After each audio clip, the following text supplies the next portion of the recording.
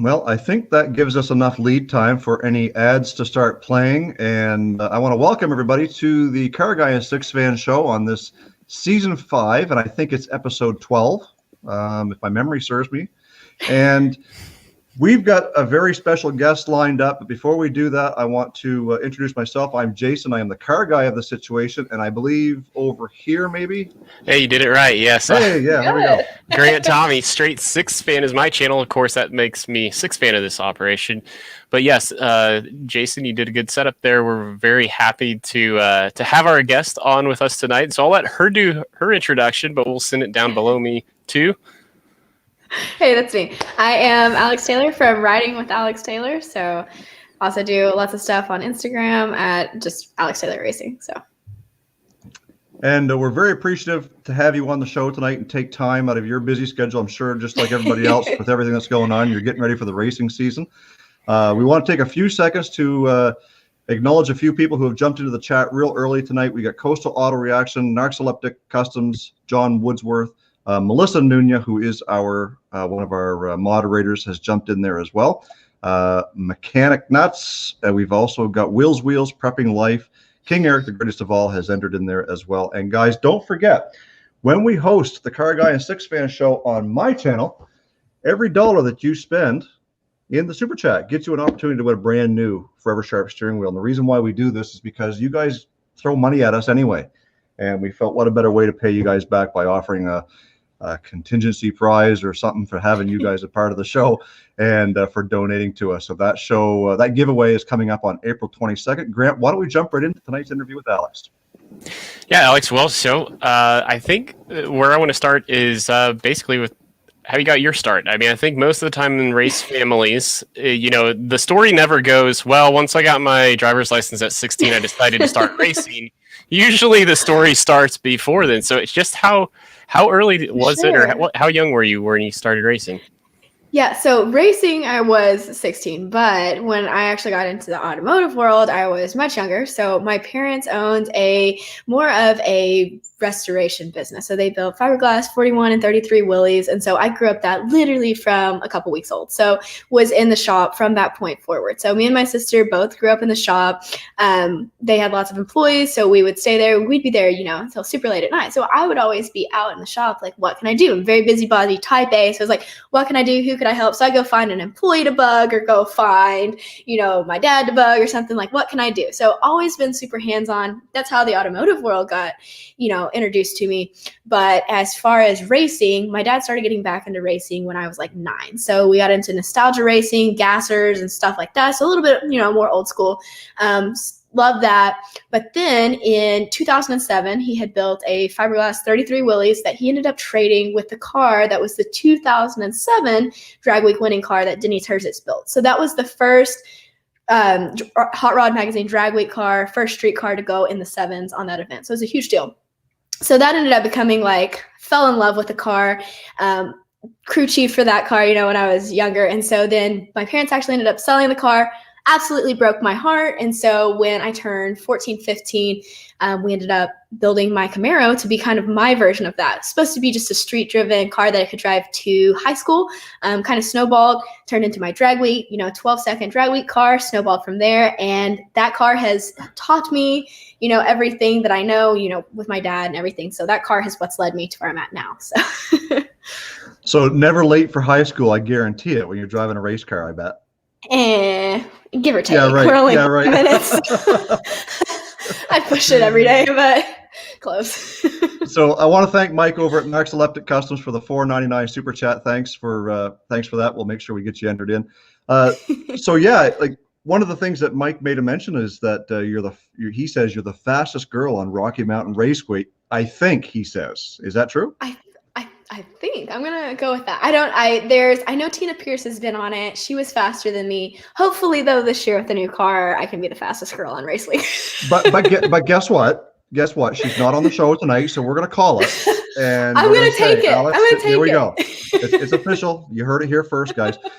So one thing that I can't help but acknowledge is purely the love and adoration you have for your dad and the relationship that you guys have. Yeah. Is it always that way? I mean, it's just like any, growing up and the same, imagine like a regular situation with your parents and then like I'm around them like 24/7. So of course there's always the going back and forth. Dad and I have the same type A personality. When my mom and sister have to deal with this, they're like, you're the same people. Like there's two of you. So, I mean, definitely we go back and forth and butt heads because we think alike. So it's like arguing with yourself. But at the same time, with that said, we get along super well because we kind of think on the same wavelength. So we do get along incredibly well. That's not none of that is fake. It's just we're always working together. So he's always been like a super great teacher. I know some people like they ask questions and they don't get the answers. I'm thankful to have a teacher who I can ask the questions. I slow his work down by probably, 50%, but he stops and takes the time and explains it. And so that's helped me grow, confidence in the sport and help me progress to actually knowing something. So I appreciate that. And yeah, we're close. But that relationship, obviously, it shines through both in the thick and the thin. And I remember, sure. So of course, you made a cameo in one of my videos, whether you knew it or not, when I was hanging out at mutual friend Chad Ehrlich's salvage yard last summer during Rocky Mountain Race Week. And I can't remember if it was a cam gear or something that went out on Bad Marrow, but Dennis Taylor, I'm sure having that safety blanket of just, I mean, it already sucks. We all know what a breakdown's like, no matter where you're at with the car. But to be in the middle of a competition like that, so how has your dad been, Dennis? By the way, I don't know if we've mentioned his name. How has he been? On the competitive side of things, what's it like having that support system? In the pit crew. Yeah, so it's funny, like at those events, typically we don't see each other. Like the new car this year will be the first time we've teamed up, but it's always great because I have never left him behind when he's broken, and he's not going to do the same, he's going to do the same thing for me. So like, even though we're two totally separate teams, it's like, well, I can't leave. Like it might cost me, like that day that did happen, he got to the track just as late as I did. And so he had one chance to make a pass. In the class he was in, he was more competitive than I was. So it kind of, that hurts him competitive wise, but he's like, I was like, you go, I'll take care of it. He's like, I can't leave you here, and so it's great because he's always willing to help. Obviously, he typically puts my stuff first. I'm not gonna lie, like it's the dad thing. So I'm very appreciative for that. So he does do that. And it's always great because I don't know that I've ever asked him something and he's not had an answer for how to do it or how to fix it. So it's always great. He's just so knowledgeable with stuff. So it's always helpful there too. Well, real quick, because I was trying to, because I live 3.5 hours away from Great Bend, so and I had been out in the sun all day, and I was like, I'm ready to go. I was probably about 10 miles down the road when I thought of the best place I could have possibly tried to call to get you bailed out, but I was like in Salina, Kansas, which would still have been in like an hour and a half drive for you guys. But I was like, dang it, why didn't I think about this like 2 hours ago? But it worked out. It's okay. But okay. Isn't that the way it is in racing though? Anyway, there's always somebody that's willing to lend a hand. I'm not just saying racing. It happens in a lot of communities that a lot of great people, when somebody is down and out, everybody kind of chips in and puts a step forward. So I think that it's not just a family thing. I don't think, but you're certainly lucky to have them for sure. It's always interesting, like say on like events like Rocky Mountain Race Week or Drag Week or anything like that. I've always said like one of my favorite parts about it is how willing people are to help. So like, yeah, my dad's kind of a competitor, I guess, but like at the same time, you have just like full on competitors who will lend you their part that they may need later. And I always think that's just so cool and so unique, maybe to those events, but other stuff too. But I always love that. That's so cool to me. So I have to admit that I haven't been following you for very long, basically since I knew that you were coming on as part of the channel. I've been following along a little bit, but maybe you could help me and maybe some of the people who don't know. Yeah. What's been your greatest accomplishment so far in racing? Ooh, okay, so we'll go with like just the regular wins, I guess, because there's lots of accomplishments. Like, of course, well, for me personally, I'm saying like running eights was like my big accomplishment. So this year I'm setting out for Quest for the Sixes. So like time-based accomplishments, I would say would be breaking my 850 cert, which was not legal, but I'm not doing that anymore. So, maybe that as far as time-wise, but as far as like winning a race-wise was in Rocky Mountain Race Week 2019, I think. 2019. I placed first in my class, and it was not an easy, that race in general is not an easy race. But during that race, I actually started off the first day. I outran my cert, couldn't turn in the time slip. And by the time I got to make another pass and make a good lap, the track was gone, bad deal. So I turned in like a 9-second time slip, put myself in like 6th place. So I was already playing catch up for the week, and that is hard to do. So like I remember just like sitting down, and I was so frustrated, so mad at myself, because I was like, I just cost myself the race on a Monday. That only comes around once a year at that point.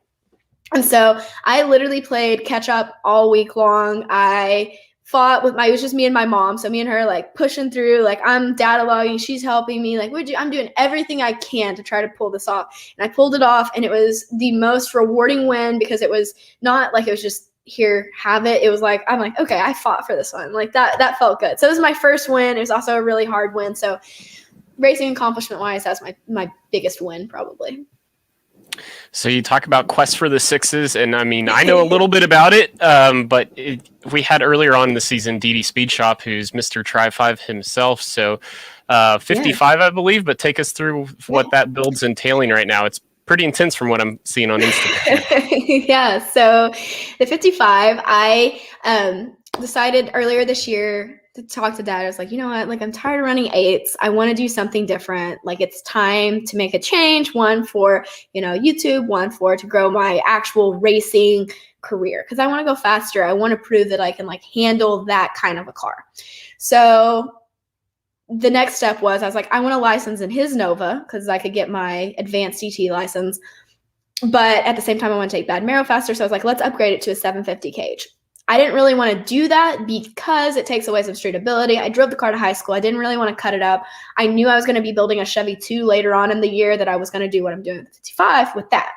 Well, I think it was like mid-January. It was the end of January. Dad called me. He's like, I have an idea. Come to the shop. Let's talk about it. He's like, it's only going to work if you're on board. And I'm like, okay, whatever. We've already decided. I've already bought chrome ollie for the cage. Like we already had a plan with the Camaro.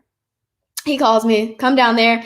And he's like, let's build the 55. We'll take all the stuff out of my car. We'll borrow it for the season. Let's go hunt for the 6s. Like, let's not even bother going for the 7s. Skip the 7s, go for the 6s.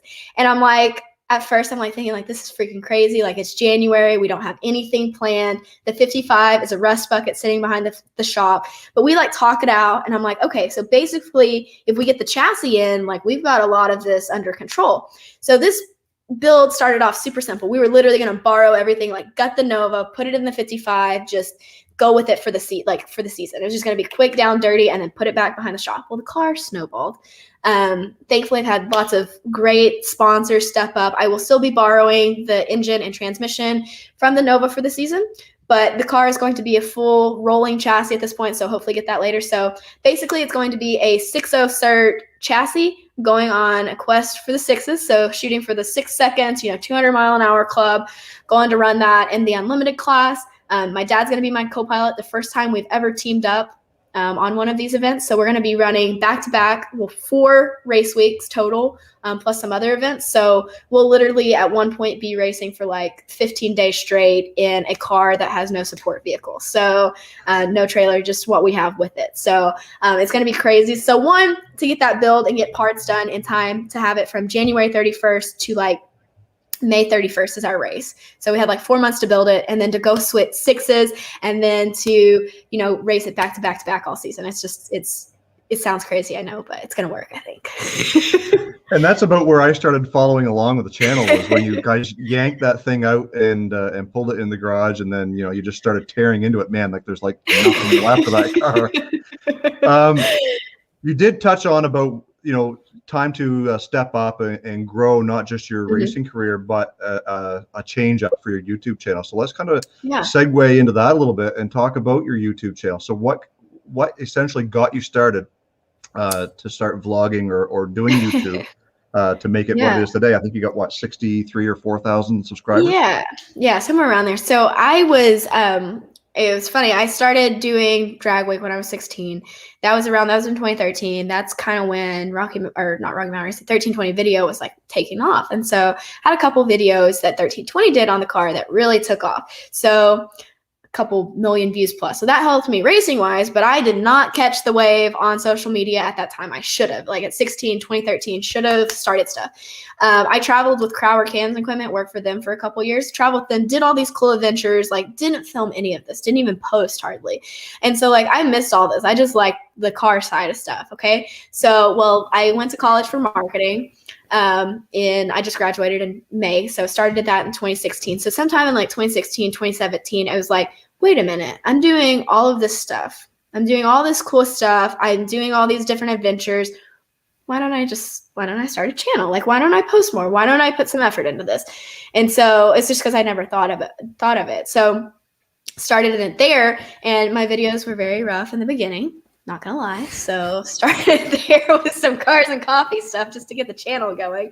And then it was just like sporadic posts, random stuff here and there and here and there. Well, I started doing race week videos and stuff like that. That helped grow, helped it get going there. But then I did a coffin car build in October, and I was like, this is, you know what? No, I'm going to make this work. This is going to be my full-time thing. Like not just YouTube, but racing in general, like combined. It's like kind of like a 3-tier system. So like parts and racing and YouTube. So media. So like working all these different directions. So graduated college, employed by myself, and that's the route that I'm taking. So now at this point, I was like, I need to do something interesting. Like I don't want my videos to be boring. Like I don't want anybody that's watching it not to get something out of it. So I was like, the build, it gives me something, that a platform that I can share my dad's knowledge and teach people, do something fun and entertaining, and it's just a win-win-win. So that was how that got started. Well, I like how you mentioned, you said it's like a 3-tiered kind of 3-headed monster. I don't remember the term you used, but no, it's when you hear people talking like that and you realize it's like if you want to be successful at this YouTube thing, it's got to be more than just like, well, I've got a channel for my cars, you know? And so when you look back and, you know, like you admitted to your first videos were rough, and that's the thing we always encourage people is like, if your first videos aren't the worst, then you're definitely doing it wrong, right? It's true. So as you look back on your growth or how you've gotten to where you are now, what do you think are some of the things that you're like, hey, I wished I would have known this earlier when it comes to the YouTube side of things?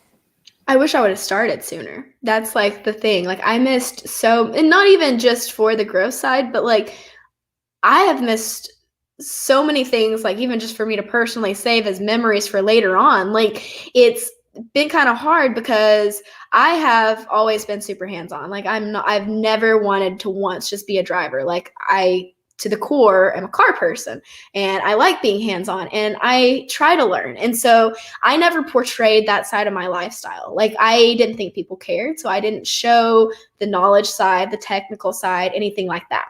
So since I've started, I should say earlier on, people would be like, you don't know anything, that's your dad's car or something like that. So I wish I would have done more stuff earlier on to gain that credibility, because thankfully in the past, couple of years, as I've started sharing that, people see I get a little bit more credibility. So I wish I would have done that a little sooner. I think that would have helped with growth early on. But at the same time, I'm thankful for the rate that it has grown, because I've got some really great people following, people that are really involved. So it's kind of a catch-22. Like the rapid growth is cool, I guess, but how long does that last? How much is that really worth? So like building that audience over a long period of time, it's a little bit more loyal. So I don't know, looking back, I just wish I would have posted more. I wish I would have started sooner. I wish I wouldn't have been scared, like you're saying, to like post it. The worst video could be bad. The main thing is getting started. So mainly just timeline. I just wish I would have started sooner. I think shared a little bit more in depth stuff that I actually wanted to talk about. Guys, I just wanted to remind you one more time that the Super Chats are still open for your chance to win this Forever Sharp steering wheel. Every dollar puts an entry into the draw at the end of the season. So get your entries in right away. So Alex, I'm sure that you've probably been asked this before, and I don't want to sound like an idiot when I ask this. But there's been so many very successful female racers in the industry. And I mean, Shirley Muldowney is just the big name that comes to my mind, because I watched her when I was a kid, growing up and through all that. Do you find that that women in racing is less of a thing today than maybe what it was in years past?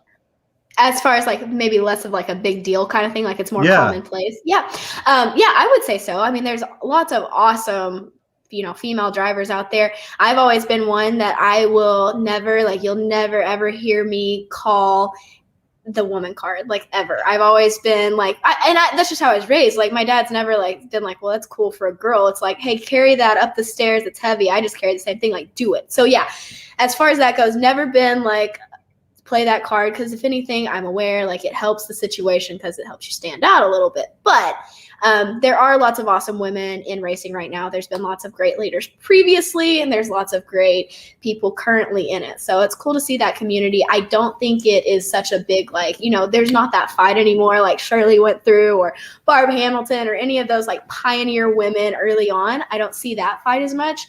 And thankfully, a lot of the companies and the people that are actually within the industry are more than respectable and more than like open to women being in the industry. So I think that is incredibly awesome, and that's helped push forward.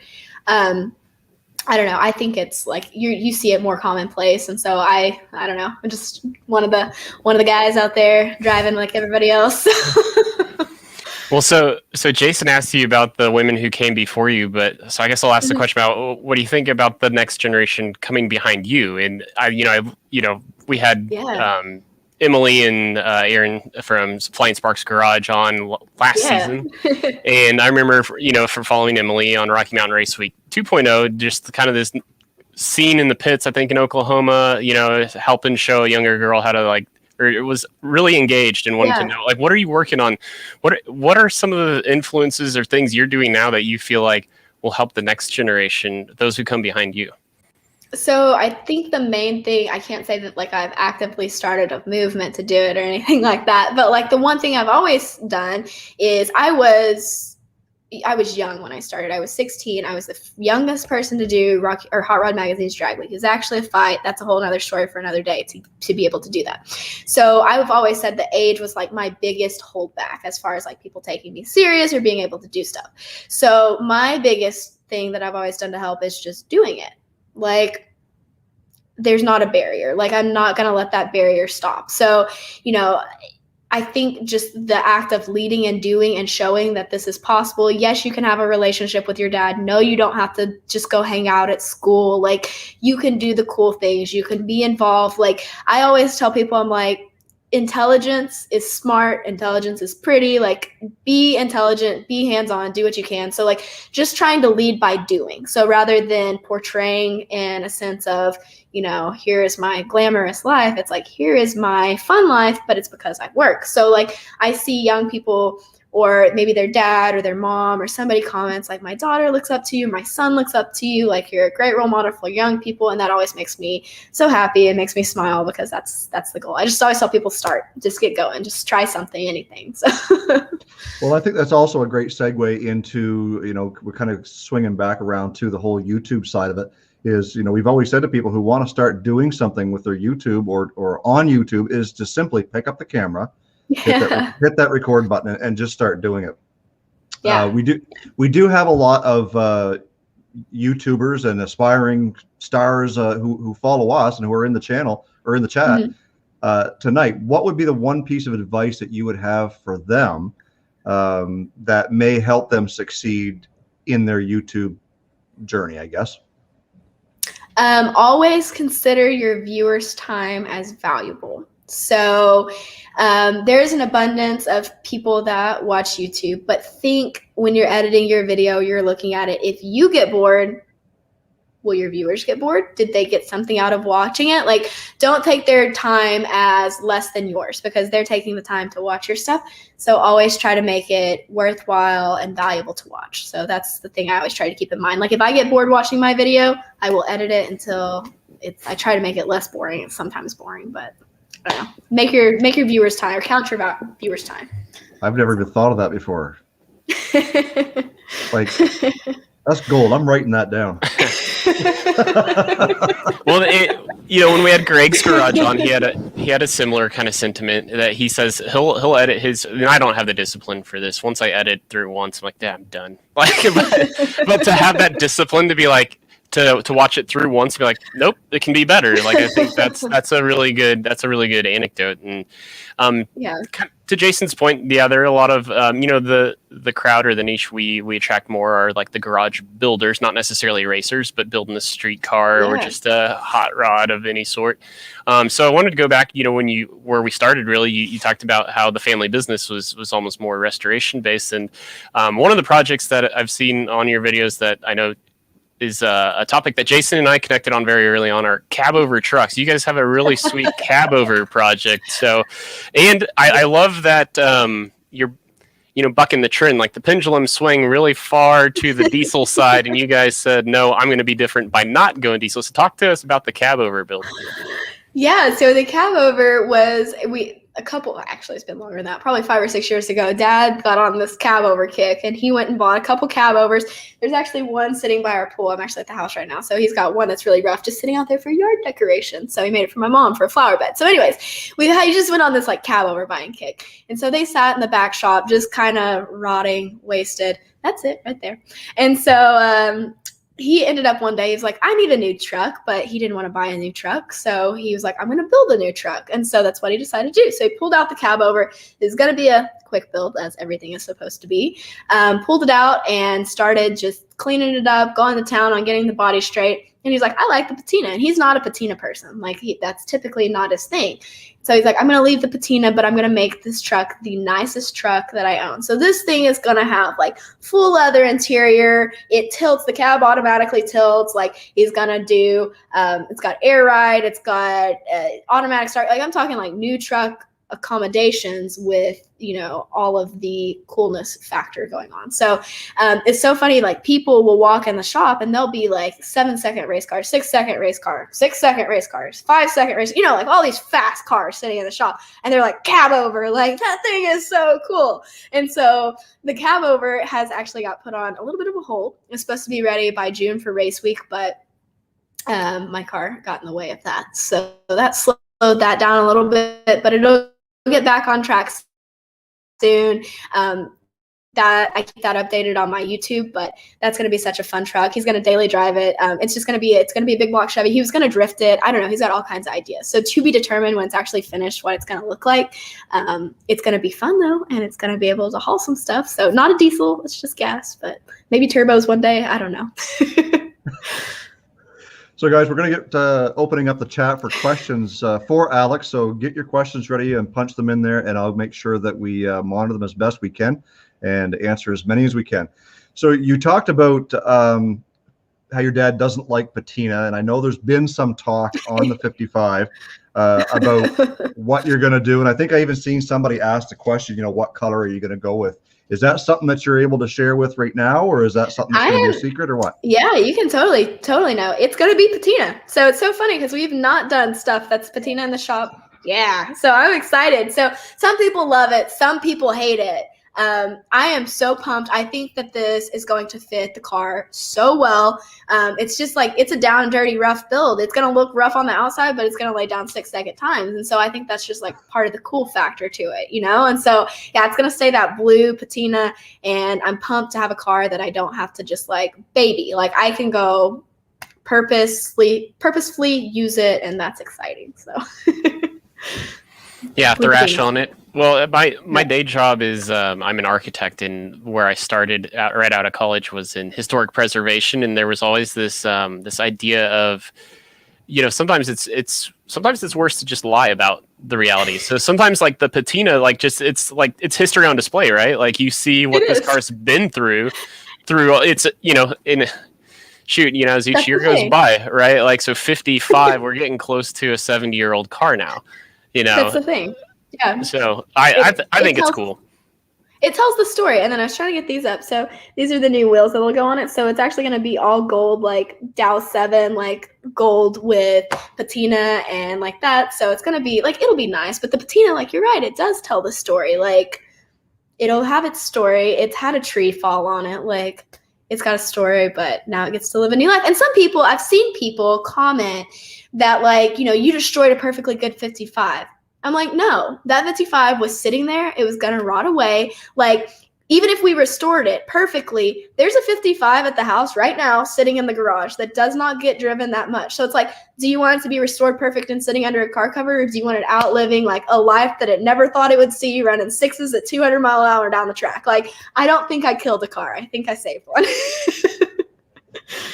And that's a perfect example of, people go and they spend thousands and hundreds of thousands restoring old cars just to have them sit in a corner somewhere. Yeah. Like, bring it out, breathe life into this sucker and show it off to the world. It's better off on a racetrack with patina than it is sitting in a corner somewhere all shiny. That's what I'm saying. Exactly. So we did have a question. Victor Silva is in the chat, and a little bit off topic, but hey, it's a question. He's asking, what is your favorite type of movie that you like to watch on Netflix? So I actually have, so funny fact, I've never watched a full series on Netflix. I watched You. That's the closest I've come to finishing a series, but that's just because it's only 2 seasons long. So as far as movies I like to watch, I like funny movies mainly. I don't get to watch them on Netflix a lot. My favorite movie of all time would be Two Lane Blacktop. Kind of cliche, I know.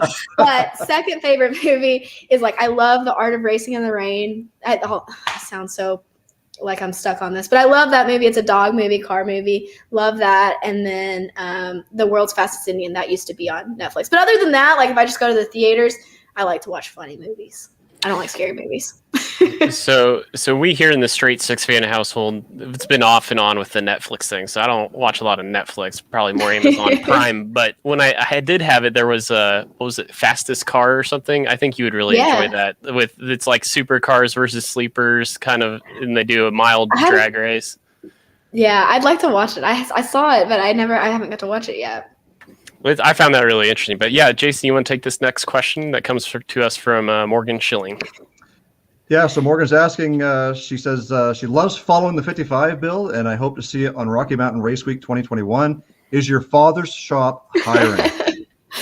So, funny enough, we have actually looked for people to come to the shop, but we live in the middle of nowhere, Arkansas. So finding people that either want to move here and work is hard, or finding people around here that have the necessary talents and maybe experience, that's been hard. So yes, I guess technically probably. I don't know. So in our crowd...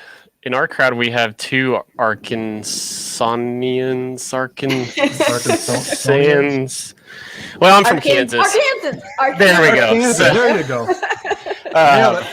Terry Eford's got some TIG welding skills. I know he works for a stainless steel TIG welding shop. I think he's close to Fort Smith. And Mike Narcoleptic, he was on Rocky Mountain Race Week 2.0 with Narc's cart. His basically it's like a spin-off on Cletus's car, but with a Crown Vic. So, yeah. I think he's more Bentonville, though. I think. Okay, so neither of those are too far. Well. Neither of those are too far away. I just didn't know. We've put out ads and stuff, and we've had no response. So it's okay, well, I guess we'll keep trucking until somebody wants to come work. Yeah, so Stuff with Cletus, I believe, is from Arkansas as well. I don't know exactly where. Maybe he can punch in the chat where he's from. But nice. He just donated a $5 super chat. Thank you for that donation. And I'm just kind of gauging through the chat here, seeing if we have any other questions. But maybe, Grant, if you have anything else that you want to add before we get ready to tie things up. No, I don't think so. I think it's probably just that time to start going around the horn and seeing what's kind of the next upcoming content on each other's channels. So, Alex, we'll start with you. What's due up on Riding with Alex Taylor? Yeah, so up next, which I should have it up today, is a new video for the 55. So from now until the end of May, you will see 55 build content. So lots of that. I think I'll probably be mixing a little bit in there. I'll be going out to LS Fest, driving with Holly. So I'll be driving dirt trucks and driving autocrossing and a C8, so all kinds of fun stuff with that. So that'll be mixed in there somewhere. And then from May 31st to the end of June will be lots of racing content.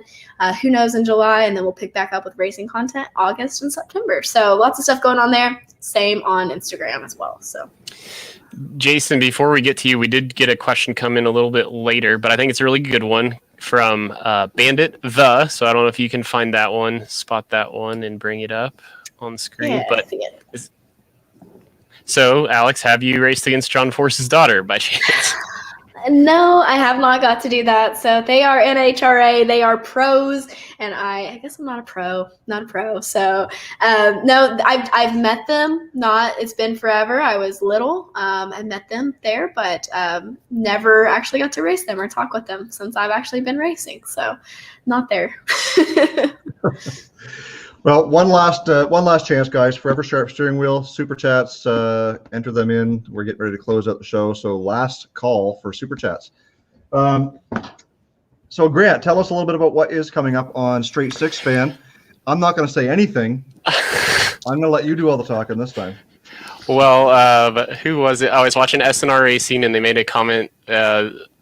Scott was teasing Randall about the one task taking 3 weeks, and so I made a comment. It's like, well, basically everything I do takes 3 weeks on Straight SIXFAN. So, yes, we still haven't found drive in the C4 on the Fairmont. I've got one more round of things. I tried some things last Saturday. None of them worked. I've got another round of things I'm going to try before I go to I call him my car MD. That's his initials, but he's like my car doctor. He's the know-it-all. He's my last resort. So I'm going to try final tune-up on the car and see if I've got maybe just wrong vacuum levels and why it's not shifting. But that needs to be done on the car anyway. So I'm going to do that before we see if I get drive back. I don't know. Don't think so. But Jason, what's coming up on Old CarrGuy? Well, Super Chat, $2 from Country Boy Gas Garage. We've got more Panther platform content coming up. I've got a video coming out tomorrow's regular upload. We're working on Blackjack, and you guys are going to want to make sure you stay tuned for that because it's a pretty good, very informative video. It's one of these ones where I don't know. I relaxed a little bit in front of the camera, and maybe I wasn't so stiff. I've been accused of being stiff in front of the camera. So, hey, it is what it is. Nevertheless, that video comes out tomorrow. Another super chat from Luke, $21 Canadian. So that's like $12 American. We're going to put his name into the chat or into the box of ballot one more time. Thanks, Luke, for that. Anything else, Grant, you want to add before we close out? No, I think just other than saying thanks, Alex, it's been a great interview. We really appreciate you carving out some time of your Thursday to spend it with us, especially in the heat of build. So I appreciate you guys having me. It was a lot of fun. So like I said, when we got started, it's like, I don't know what we're going to talk about, but it'll probably be fun. So I had a really good time. I was glad to be a part of it. So that's good because, like I said, we generally don't prepare a whole lot. Sometimes the conversation takes you to the next question, which is great. And I didn't want to let that secret out on air, but nevertheless, stick around after we do go off. I didn't say that. I'm you kidding. Said No, it's all right. It's fine. It's totally fine. So yeah, stick around after we do go off air. We'll chat for a few minutes after the fact. I'm going to say my goodbyes, and then we'll let Grant close everything out. So, Alex, thank you once again for taking time out and being a part of the show. Thank you to everybody who's in the chat and who donated in the super chat for your chance to enter in to win that Forever Sharp steering wheel. I really appreciate it.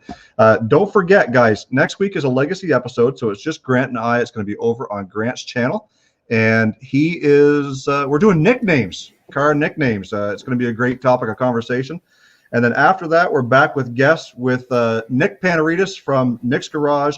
After that, on the 15th, is Ellie from Ellie's Garage. That's all I've got. Grant, why don't you take us home? Well, I was preparing to tell people what to expect next week, but I guess you did that for me, Jason. So appreciate that. Goes back to the whole no prep thing there that we are so good at here at the CarrGuy and SIXFAN show.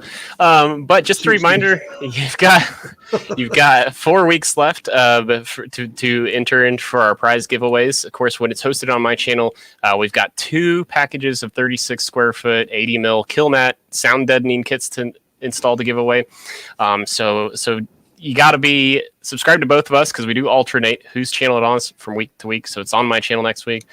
Otherwise, that's going to do it for this episode. Until next time, peace out.